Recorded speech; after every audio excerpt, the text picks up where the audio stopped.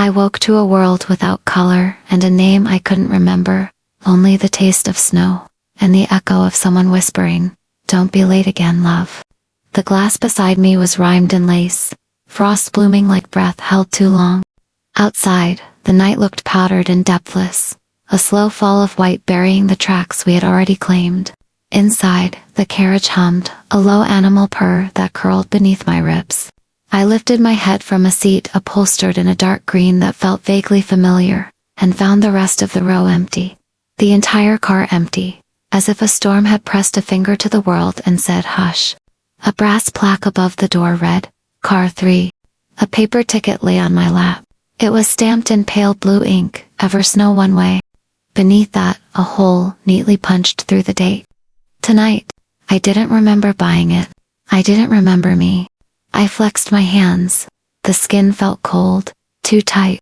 There was ink on my left palm, smudged where the heat of my breath must have softened it in sleep. 3 words, written in my own neat, slanted hand, "Stay on board." The carriage shuddered. Somewhere ahead, a bell dinged soft, ceremonial, the kind of sound a place might make to announce itself without arrogance. I pushed to my feet. My knees stung as if I'd been running in a dream. The aisle swayed gently, a tender sway that made my stomach think of oceans. I slid the ticket into the pocket of my coat and moved forward, steadying myself on the polished wooden backs of the seats. My boots whispered against the floor, a careful rhythm that didn't belong to me yet. The door to the next carriage was heavy. When I pulled it, winter reached through like an eager dog, nipping my cheeks with ice. The connecting platform gleamed with a thin skin of frost. I crossed my breath, a small cloud I could have cupped. Then another door, another hush. Car 2. Also empty, except for a forgotten scarf looped over a seat like a red question mark. The fabric brushed my fingers. I recoiled as a flash knifed through my head. A laugh, low and honey warm. The smell of smoke and cinnamon. Someone looping that same scarf around my neck, tugging me closer. "Careful," a voice said behind me, civil and weathered as an old hymn. "The rails are mischievous tonight." I turned. The man in the doorway wore a conductor's coat the color of midnight, silver piping sharp against the fabric. A cap sat on his head with a badge that reflected the carriage lights, a snowflake pierced by a key. His eyes were the gray of sidewalks after rain, and his face held that particular kind of kindness you only see in people who carry lanterns. My voice startled me with its shape. Young, but not soft. "Where are we?" "Between stations," he said pleasantly. "Between the one you left and the one you are going to. That's where most people spend their lives, I find." He stepped into the light. His NAMA tag read M. Alder. A pocket watch dangled from his vest, ticking so faintly it might have been my own heart. "I don't remember getting on," I admitted. "I don't remember much." The admission made my scalp prickle, as if 1,000 tiny moths had lifted from it at once. He gave a little bow, the kind a stage actor gives when he cannot change the ending but can still honor it. "Then it's lucky you wrote yourself a reminder." He nodded toward my hand. I curled my fingers, hiding the words. People rarely board the last service by accident. "The last service?" He glanced up, as if the answer might be in the luggage rack. "This is the final run to Eversnow before the line retires. It was built when the world still needed a middle distance for partings to take their time. Tonight, we take those who have something left to finish." A laugh escaped me, short and thin. "I don't even know my own name. How could I have something left to finish?" "Memory," he said mildly, "is a drawer that sticks. Your name is in there. So is the reason your ticket reads one way." A tremor passed through the carriage, a cat stretching its paws. Beyond the windows, snow came down in sheets, so dense it felt like static, like the inside of a seashell.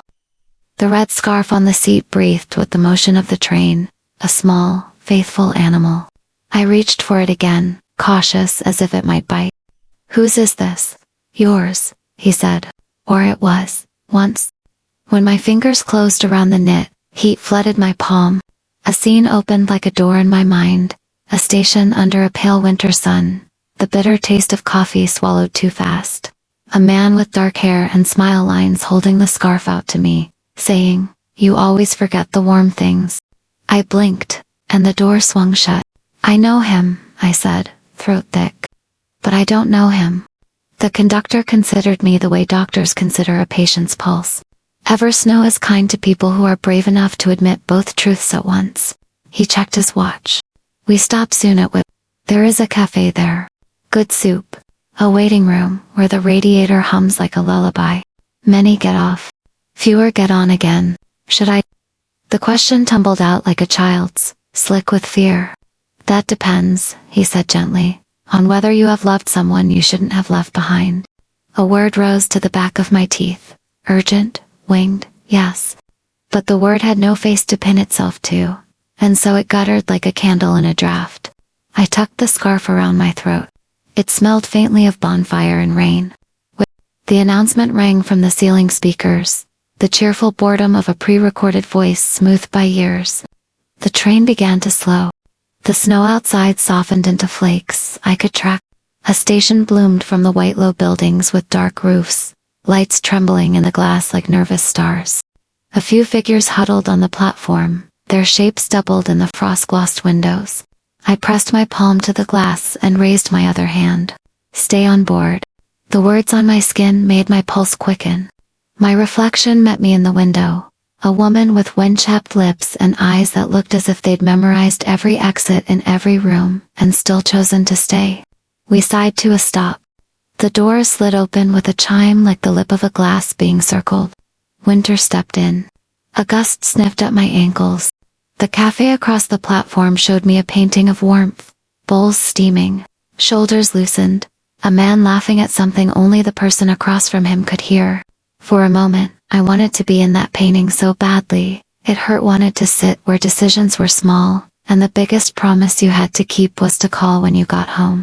Someone boarded a woman in a red coat, cheeks pink from the slap of weather.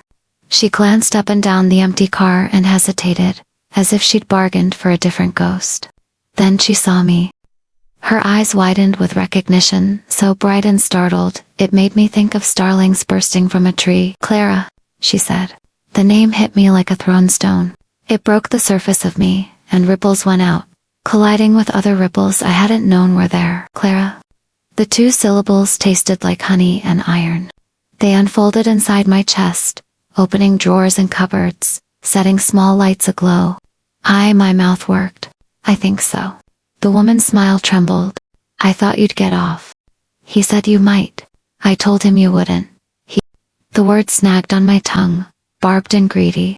She glanced at the conductor, as if asking permission. He tipped his cap, as though granting a stage cue. The woman sat across from me, the red of her coat arguing sweetly with the green of the seats.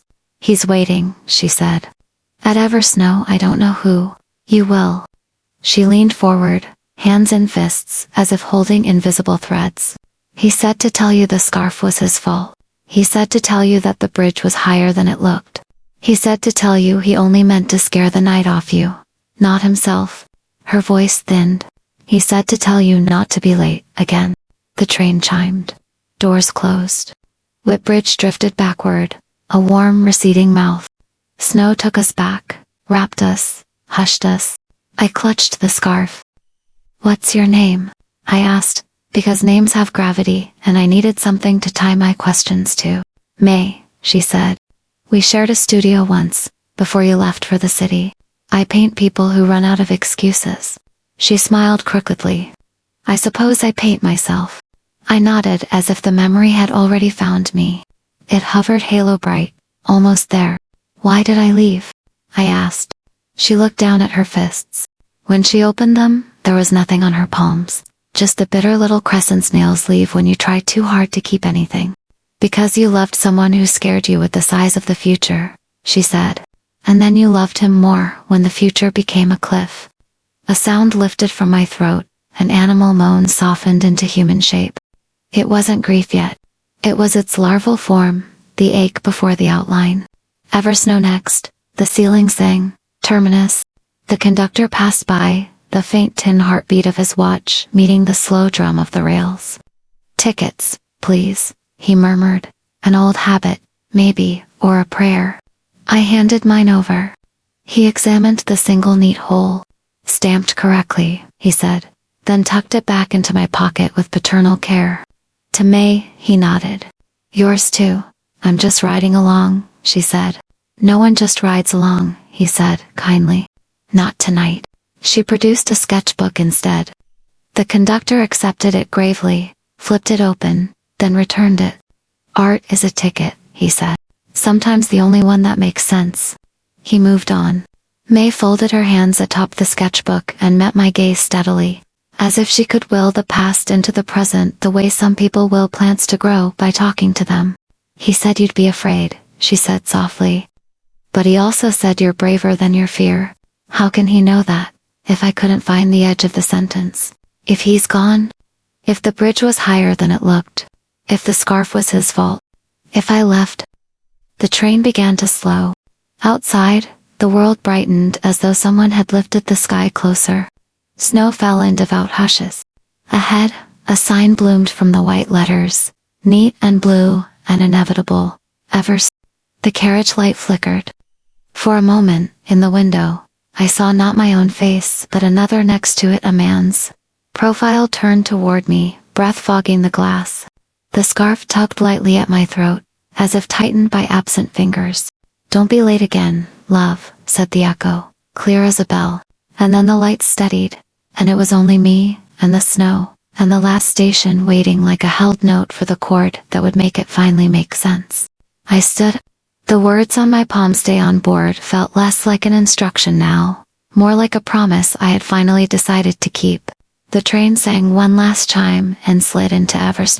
When the train stopped, silence hit harder than sound, like the whole world had been waiting for me to breathe before it dared to move again. The doors slid open, and winter spilled in gentle, deliberate, like it already knew my name. The platform stretched ahead in pale dimness. A single lantern swung above, its light trembling on the frost-covered sign that read, Eversnow Terminus. I stepped down. The snow didn't crunch under my boots, it whispered, as if the ground remembered me and was too polite to wake its own ghosts. The air carried the faint scent of pine and something else, something warm and elusive, like burnt sugar or a memory left too long in the sun. May followed behind me, her red coat a stubborn wound in the white. He'll be at the end of the platform, she murmured. He always waited there. I swallowed hard. Who is he? Her smile was tender and tired. You'll remember when it hurts enough. The station was small, no bigger than a chapel. Frost-laced glass panes looked like cathedral windows, the benches beneath them carved from dark oak. Everything gleamed with the stillness of abandonment, as if the world had stopped just long enough for someone to decide whether to stay or to leave. The conductor stood near the door, hat held to his chest, watching us like a priest seeing off pilgrims. Your journey's not finished yet, he said quietly. But you've arrived. I wanted to ask what that meant, but he had already turned away, disappearing into a snow-laced corridor that dissolved into the blizzard. May walked ahead, her boots leaving clean paths through the untouched snow. You painted this place once, she said, not looking back. Back when you believed winter was a way of keeping things safe. I painted this station, yes. Before the bridge, the bridge. My voice cracked around the word like it had edges. What happened there? She stopped, and for the first time, I saw fear slip across her face like a shadow under ice. You'll see. We reached the end of the platform. Beyond the railing, a frozen river glimmered under the weak moonlight. A small wooden bridge arched over it, the boards half buried in snow. On the other side, a figure stood barely visible through the drifting white. He was facing away, his coat dark, hair dusted silver by frost. Even from here, my heart recognized the slope of his shoulders, the way his hands rested in his pockets, as if holding something fragile and invisible. The scarf at my neck tugged softly forward, drawn to him like a compass finding north. May placed a hand on my arm. That's him. I wanted to move, to run, to cross, but my legs betrayed me. The air thickened, dense with something between grief and gravity. Go, May whispered. You've come this far. Her voice was fading, dissolving into the wind. I turned, but she was already gone, her footprints vanishing one by one until even her red coat was claimed by the storm. I was alone. Just me, the scarf, and the man across the river. I stepped onto the bridge. Each board sang beneath my weight, creaking with memory. Snow fell thicker now, turning the world into a blur of white impulse. Halfway across, the wind picked up, howling like it wanted to tell me everything at once. Clara. My name clear low, steady carried across the frozen air. I froze. He turned. Even through the snow, I knew him. Eyes the color of smoke and seawater. A faint scar near his jaw I'd once kissed without asking why it was there. And that smile small, restrained, as if the world had told him happiness was fragile and he'd promised to hold it carefully. You remembered, he said. I didn't, I breathed. Not until now. He nodded. That's enough. The wind swallowed our words, but I took another step, then another, until I stood only a few feet away. I could see the frost on his lashes, the tremor of his hands. I thought you fell. He finished for me, almost amused. I did. Something inside me shattered softly. Then how? This place, he said, glancing at the endless white around us, is where what we couldn't say learns to wait. I've been waiting. For me. He smiled again, that same fragile, human smile. For your memory. The bridge groaned beneath us, a low warning sigh. It's not strong, he murmured. It never was. Then let's go back to the platform, I said quickly, reaching out. My fingers brushed his coat cold, thin, not quite solid. Like touching fog shaped into a person. His eyes softened. You can't follow me back. You were never meant to stay on this side. I shook my head, tears hot in the cold. Then why bring me here? So you'd remember the promise. My breath caught. What promise? He reached into his pocket and pulled out a folded scrap of paper. Time had yellowed it, but the handwriting mine was still clear. If we ever forget, find me where the snow never melts. I remembered now the night on the bridge, the argument, the words we didn't mean but said anyway. How he'd leaned too far over the railing, laughing, trying to make me stay. How I'd pulled the scarf from my neck and thrown it at him, furious and afraid. How the bridge had cracked, sudden and loud, and how silence afterward had become my punishment. I was late, I whispered. I didn't get there in time. He smiled sadly. You're here now. I reached for him again, desperate, but my hand passed through his chest like water through air. His shape shimmered, dissolving at the edges. Stay with me, I begged. Please. He shook his head. You already did. You stayed on board. The scarf tightened once more, warm now alive with the ghost of his touch. Then he stepped back. Snow swirled around him, folding him into itself, until only the bridge and the river remained. The storm began to calm. A faint blue glow rose from the horizon, soft and patient. I stood there until my tears froze on my cheeks, until the air stopped shaking. Then I turned and walked back, each step lighter, as if the train still waited somewhere beyond the mist. At the platform's end, the conductor was there again, lantern in hand. He looked at me, eyes gentler than mercy. Did you find what you came for? He asked. I nodded. Yes. I remembered why I had to stay. He tipped his hat. Then Eversnow has done its work. Behind him, the train waited carriages aglow with quiet gold light, windows fogged with warmth. I climbed aboard. My seat still held the faint imprint of where I had been. Through the window, the bridge vanished into snow. And for the first time, I whispered his name. Ethan. The train began to move. The moment the doors closed, I felt it a tug in my chest, as if the train had hooked a thread through my heart and drawn it forward into the dark. Eversnow slid away, swallowed by its own weather. Inside, the carriage warmed, the lights deepening to a honeyed hush. The scarf sat against my throat like a tame flame. I touched the ticket in my pocket just to be sure it was still there. It was Eversnow one way, punched and patient. The conductor appeared, as quietly as a thought you've been avoiding. Tea, he asked, producing a small tray from nowhere, the steam rising in disciplined curls, the smell bergamot and something wintry, a citrus resigned to the season silenced, the tremor in my hands. Where are we going? I asked, if we've already arrived. We are going where arrivals learn what they've cost, he said mildly. No one disembarks unchanged. He set a porcelain cup before me, then nodded toward the corridor. When you're ready, the lost and found is open. The what? Everything you leave behind waits somewhere, he said, as if it were the most ordinary of This train keeps a room for the stubborn things. I followed him through a passage I was sure hadn't existed before, a slender hallway paneled in dark wood, its corners rounded by years of patience. At the end, a glass door bore gilded letters, lost and found. Beneath, smaller script, promises, keys, names, timepieces, explanations. Inside, the room was larger than the train had any right to hold. It smelled of cedar and old paper.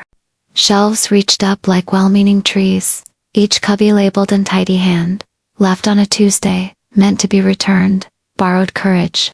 On a central table, a ledger lay open, its pages veined with entries that seemed to write themselves, line by patient line. I drifted between the shelves, and the room drifted with me. The air changed temperature when I passed certain aisles, warmth near forgiven, a draft by not yet. I paused at a drawer marked for bridges. Inside, bolts, splinters, a small tin of varnish, a folded warning sign that read weight limit. Words you can take back. Choose carefully, the conductor said, his voice somewhere between my shoulder blades and the floor. You may reclaim one thing that was lost, in order to make right one thing that was left undone. I just won. Scarcity is the only mercy that teaches us to look closely. He tilted his head. What would you mend? A laugh rose and died in me. Everything?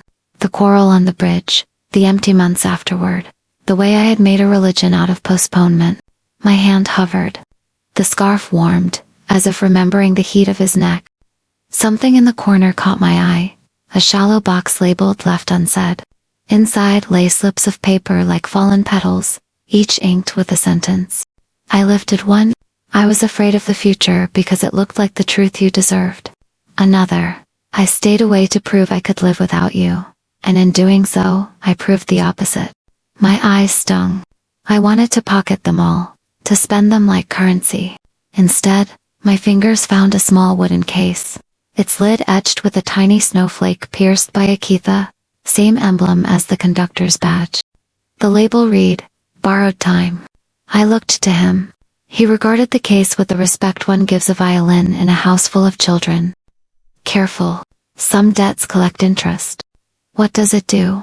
It gives you enough time to tell the truth to someone who needed to hear it before the clock ran out. He paused. Which is to say, it can be cruel, if mishandled. Ethan, I said, and my voice steadied simply because I'd used his name. Could I? You cannot bring him back across the river. The conductor's gentleness folded around the words like a blanket around a knife. But there are shores to stand on. And there are things that can cross. I shut the case carefully. My hand fell instead on a small, familiar object I hadn't even realized I was searching for. A paintbrush. Its bristles stained the blue-gray of winter skies. A tag tied to it read, Your hand when it didn't hesitate. The room seemed to breathe out. I took the brush. The ledger rustled, and a new line spelled itself in tidy script. Claimed. One brush. Returned to Clara Hart at 2311 between stations. The ink glowed, then sank. Hart, I repeated, tasting the name. Clara Hart. The syllables seated themselves like a truth that had decided to forgive me. Names like to be said aloud, the conductor murmured. They're pack animals. Will this? I lifted the brush. Will it help? It will let your hands remember what your heart already knows how to hold. I wanted to ask him who had written the ledger. Who dusted the shelves, who decided what deserved a label and what did not. But the car hummed with a new tone, a low bell that vibrated along my bones. We stepped back into the corridor. The train had changed, subtle but exact. The carpet was a shade deeper, the lamps turned down as if in a chapel between hymns. From ahead came a murmur like tidewater. The wake car, the conductor said. Next stop on your journey, wake like a vigil, he said. And like what water leaves behind after a boat passes. He inclined his head. It's where we name what we loved without pretending we didn't.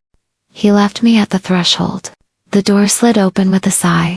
The wake car held rows of narrow tables, each with a candle guarded by a glass chimney. People sat in twos and threes, their faces lit from below. as if they were telling stories to a fire that could decide whether the night went on. At the far end, a woman in a suit that didn't quite belong to any century stood beside a brass bell. "Passengers," she said softly, "please place your mementos on the table when you are ready. Speak the name you are here for. The train will keep record." I took a seat at an empty table. The brush lay between my hands like a heartbeat I could choose to match. When my turn came, I rose. My knees shook. Around me, voices rolled like weather. For my brother. For the child we didn't meet. For the life I started too late. For the one who taught me the shape of kindness. I set the brush on the wood. "For Ethan," I said, and the name didn't break me, it braced me. "For the promise we left on a bridge." The woman nodded. "What would you like the train to carry?" "My apology," I said. "And the rest of the words I should have said." "Say them," she replied. "The steel will remember." So I did.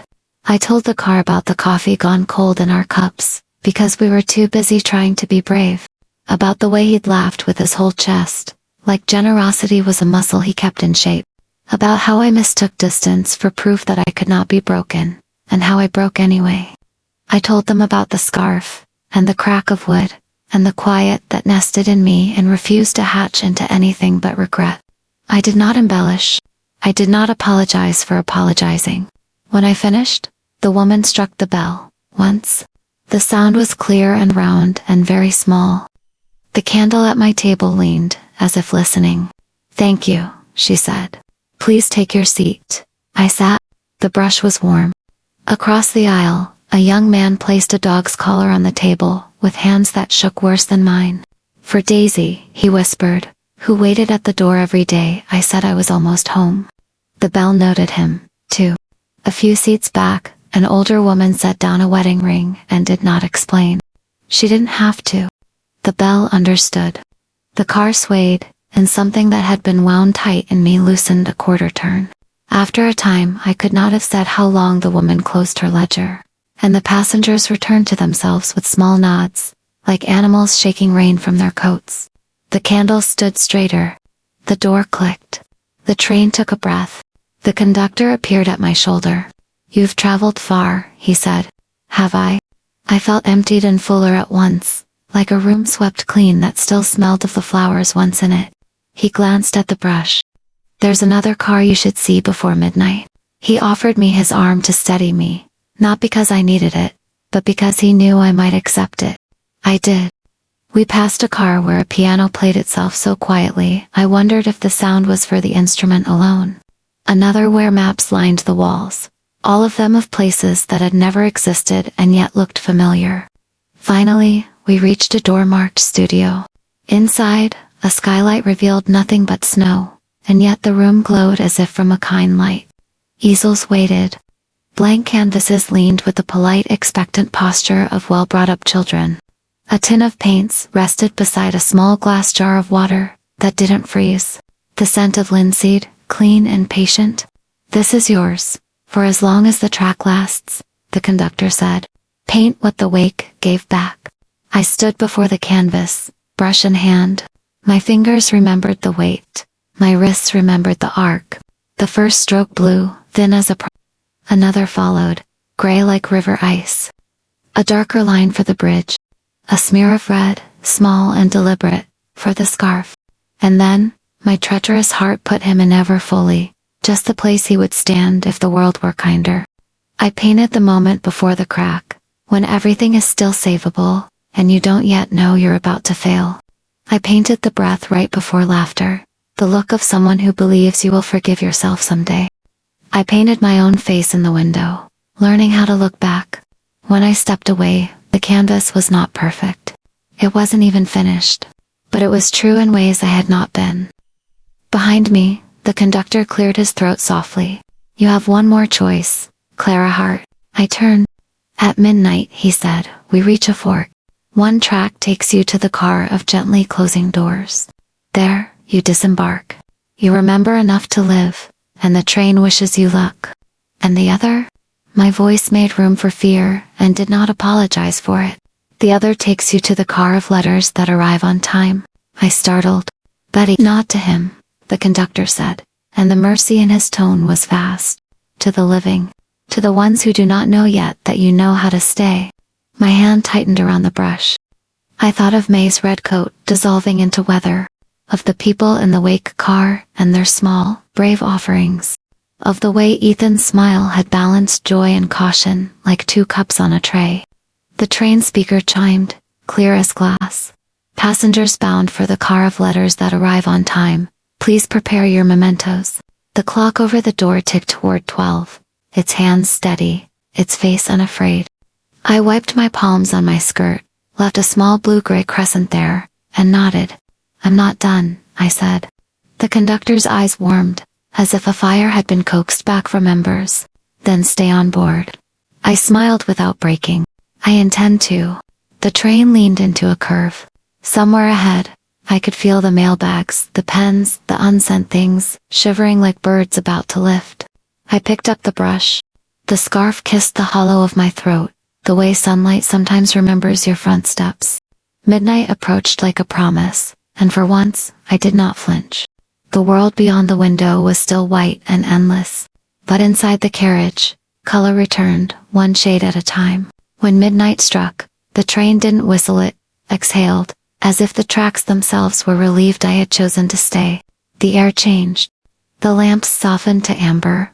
The hum beneath the floor deepened to something like a heartbeat. I felt it pulse through the soles of my shoes, an echo of every promise that had ever been written and mailed too late. The conductor guided me through the narrow corridor. This way, Miss Hart. My name in his voice felt complete now, steady. Ahead, a door glowed with faint gold lettering, the car of letters that arrive on time. Beneath, smaller words shimmered as though breathing, no distance too far, no message too late. He opened the door. Inside, the space shimmered with quiet purpose. Thousands of envelopes floated gently in the air, some sealed, some half-written, others vanishing in thin streams of light as invisible messengers carried them onward. Typewriters clicked softly without hands. Fountain pens traced words mid-air, ink unfurling like smoke before settling into paper. It was a cathedral of unfinished goodbyes. The conductor stopped beside a long wooden desk. On it lay a single sheet of stationery embossed with a snowflake, key Eversnow's emblem. A silver pen rested across the top. This desk is yours, he said. Write what you couldn't. The train will take care of the rest. I sat. The seat was warm, as if someone else had just risen from it. My reflection in the polished wood looked older, but not tired, just quieter. For a moment, I didn't move. So many words competed at the edge of my throat. Too many beginnings, none brave enough to start. Then I remembered Ethan's voice on the bridge. You're braver than your fear. And I began. Dear, someone's still waiting. There are words that always arrive late. I used to believe that made them worthless. But tonight, a train taught me that late is just another word for finally brave. If you are reading this, it means you have loved someone and lost them more. Maybe you are still losing them, little by little, every day. Maybe you are carrying their silence like a second heartbeat. Maybe you have learned that memory is not a wound but a room, and you are its only tenant. Here's what I know now. Letting go isn't the same as forgetting. It's simply learning to live without waiting for the echo. Tell them what you never said, even if they'll never hear it. Forgive yourself for the days you stayed angry just to keep them close. Keep something small that reminds you of their warmth, a scarf, a photograph, a sound. It doesn't have to hurt forever to mean something. And when you finally feel the world moving again, don't be afraid to step on. Some departures are also homecomings. With love from between stations. Clara Hart. When I signed my name, the paper trembled. The ink shimmered blue, then lifted from the page in a soft glow. The letter folded itself, sealed with a wax crest, shaped like a snowflake. Then it rose into the air, hovered for a heartbeat, and vanished into the ceiling of light. Somewhere I imagined it landing in someone's hands. A stranger at a station. A woman who still talks to a photograph.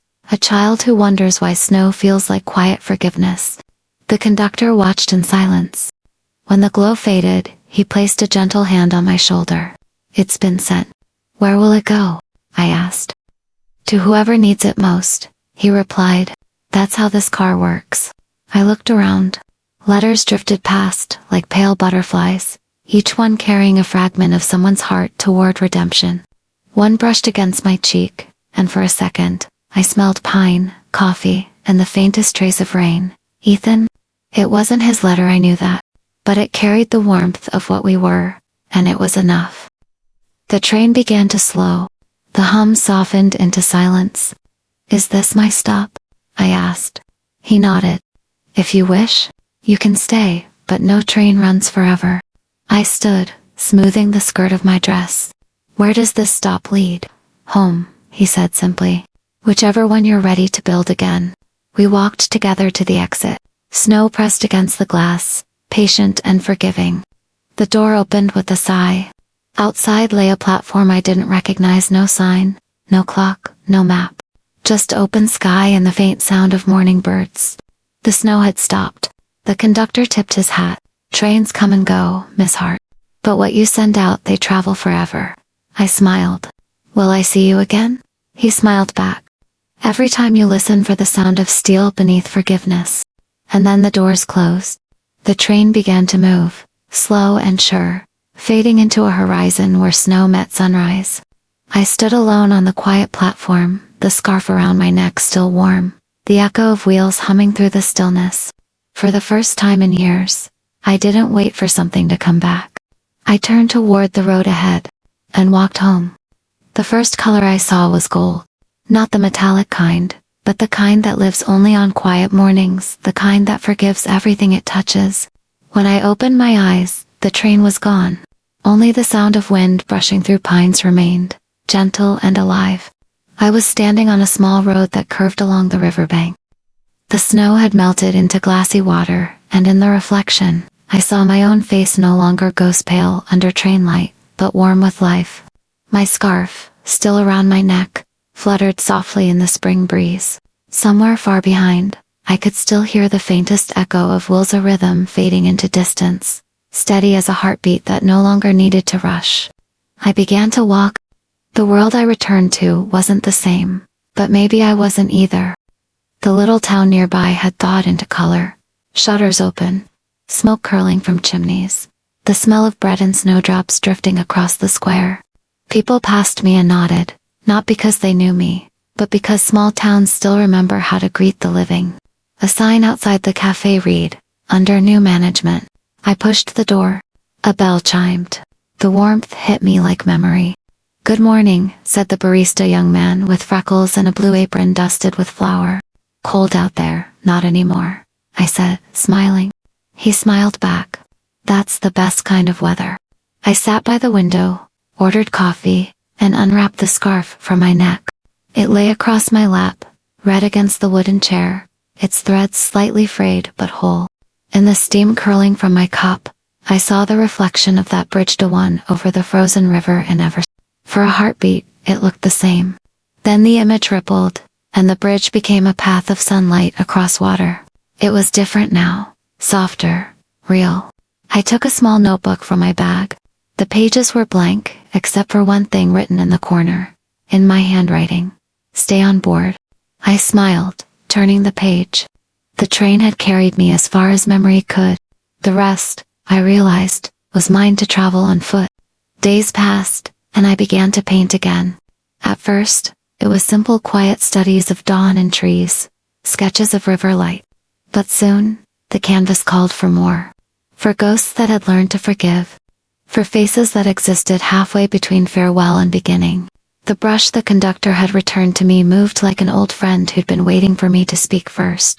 One morning I found myself painting the train not as iron and steam, but as something gentler, a ribbon of gold cutting through white carriages, shaped like hearts unfolding and somewhere inside, by the window, sat a man with eyes the color of smoke and seawater, looking out but smiling toward me. When I finished, I titled it simply. The painting sold a month later, at a small gallery by the sea. The buyer, a quiet woman with silver hair, said it reminded her of her husband, who had passed away years ago. "It feels like it's still moving," she said softly. I told her, "That's because it is." That evening, I walked to the edge of the same river. Spring had loosened it into song. I watched the light scatter on the surface, and realized that, for the first time, I wasn't waiting for the past to find me. It had already arrived, and it had been kind. A gust of wind lifted the scarf from my neck, playful and certain, carrying it a few steps down the path. I didn't chase it, I just watched as it tangled for a moment on a branch, then rested there like a flag marking the place where winter finally learned how to let go. Behind me, the town clock chimed once. The sound echoed like the train's bell, and my heart answered. I whispered, almost to the air, "Thank you, Ethan."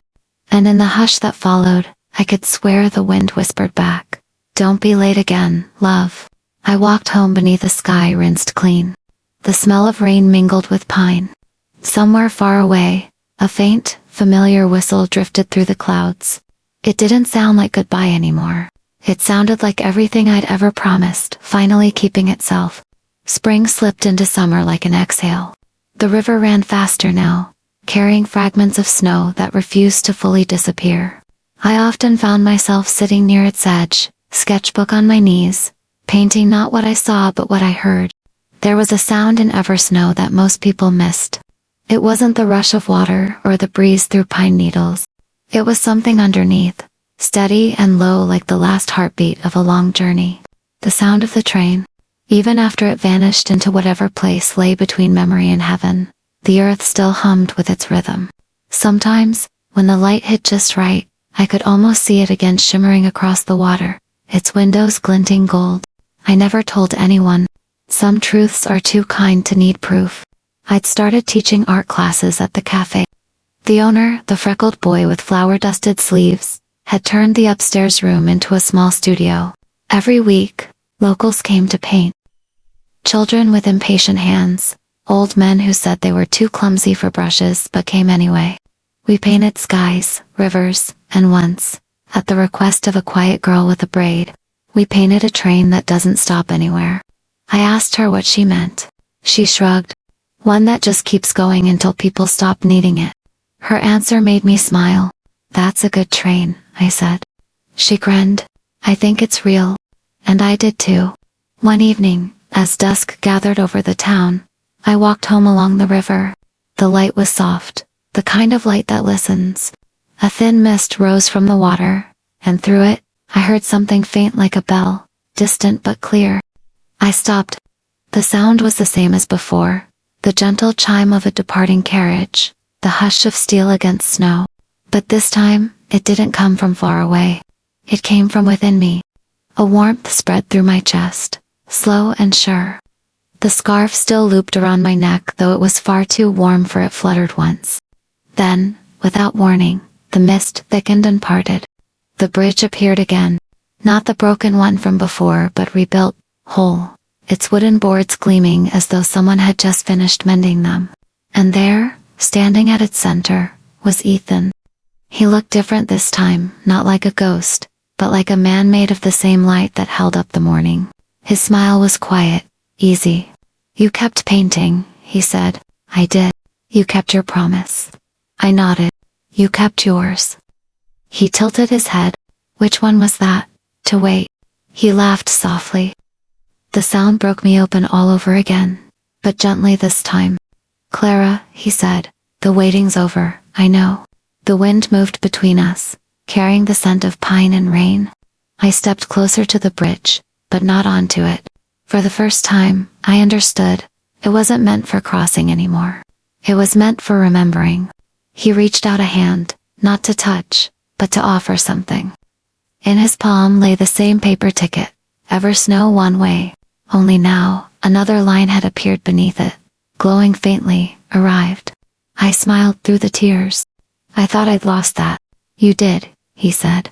"But some things find their way back once you stop looking." The ticket dissolved between us, scattering into the bridge began to fade. Ethan's outline softened with it. Before he disappeared, he said quietly, "Keep listening for the sound beneath the silence. That's where I'll be." And then he was gone. When the mist cleared, the bridge was just reflection again. But the air hummed with warmth, and I knew he had been real enough to teach me how to stay. I stood there a long time, until the stars arrived. Their reflections floated in the river like scattered lanterns. Somewhere far off, Thunder rolled not heavy, not threatening, but soft, like applause from a distance. I whispered to the sky, "Stay on board." And for the first time, the words didn't sound like instruction. They sounded like peace.